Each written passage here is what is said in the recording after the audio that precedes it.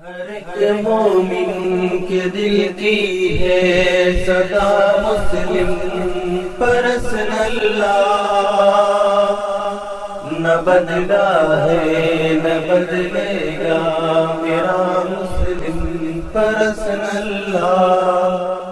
अस्सलामु अलैकुम वरहमतुल्लाहि वबरकातुहू। नाज़रीन, आज के इस ख़ास प्रोग्राम में आपका इस्तक़बाल है। इस वक्त हमारे साथ मुल्क की मशहूर व मारूफ शख्सियत, all India Muslim personal law board के सेक्रेटरी, बाबरी मस्जिद एक्शन कमेटी के कन्वीनर और सूबा उत्तर प्रदेश के साबिक़ एडिशनल एडवोकेट जनरल जनाब ज़फ़रयाब जिलानी साहब हैं। जिलानी साहब, आपका इस ख़ास प्रोग्राम में इस्तक़बाल है।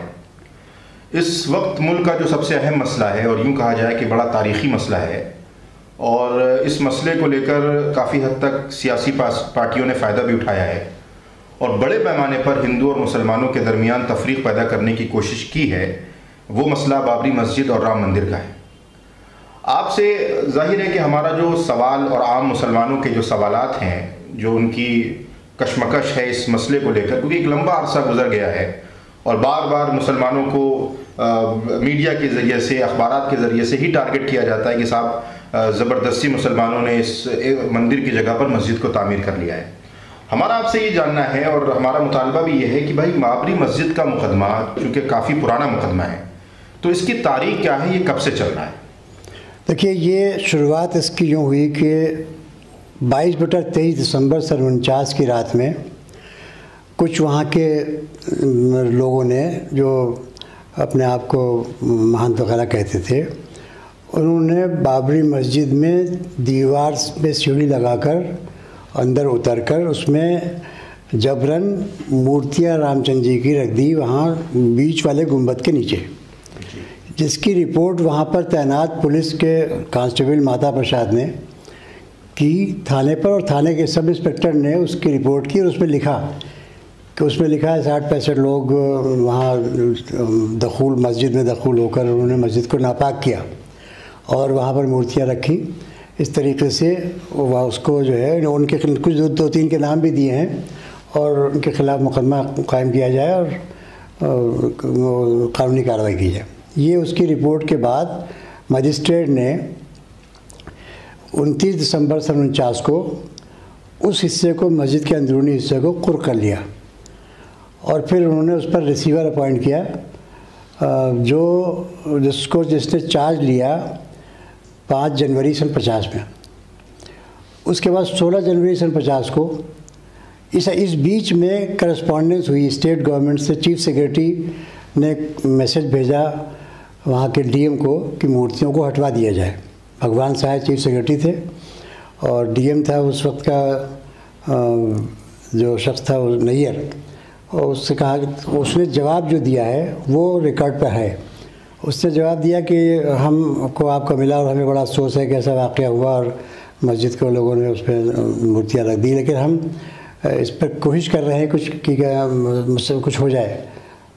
दूसरा ख़त का जवाब उसने दिया कि जब सख्ती से उससे कहा गया कि मूर्तियाँ हटा दी जाए, उसने कहा हम मूर्तियाँ नहीं हटा पाएंगे, इससे कत्ल व गारतगरी होने का अंदेशा है, बेहतर यह है कि सिविल कोर्ट से इस मुकदमे का हल करवा दिया जाए। तो इसमें सिविल कोर्ट में दावा दायर करवाने की साजिश में ये समझा जाता है कि ख़ुद डिस्ट्रिक्ट मजिस्ट्रेट शामिल था और मूर्तियाँ रखवाने में भी शामिल था। और बाद में वही डिस्ट्रिक्ट मजिस्ट्रेट जब उसको हटाया गया तो वो जनसंघ पार्टी उस वक्त थी बीजेपी का, उसमें एमपी का इलेक्शन लड़ा बहराई से और जीता वो। असल में मामला ये साफ, हाँ, एक बात साफ कर दूँ, इसके बाद पहला मुकदमा दायर हुआ 16 जनवरी 1950 को। 16 जनवरी 1950 को दायर हुआ। गोपाल सिंह विशारद एक वहाँ के थे जो अपने आप को कहते थे कि हम वहाँ जाते थे पूजा करने, उन्होंने मुकदमा दायर कर दिया और उसमें ये कहा कि साहब मूर्तियों को ये लोग हटाना चाहते हैं, अफसरान और मुसलमान मिलकर इनको ना हटाने दिया जाए।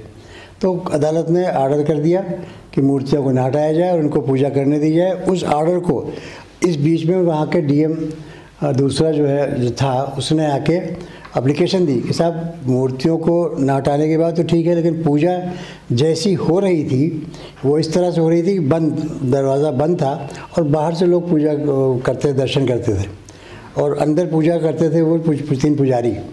तो उस तरह की जाए तो ऑर्डर मॉडिफाई हो गया, ये हो गया कि जैसी पूजा 16 जनवरी को हो रही थी उसी तरीके से जारी रखी जाए। हर एक मोमिन के दिल की है सदा मुस्लिम परसल्लाह,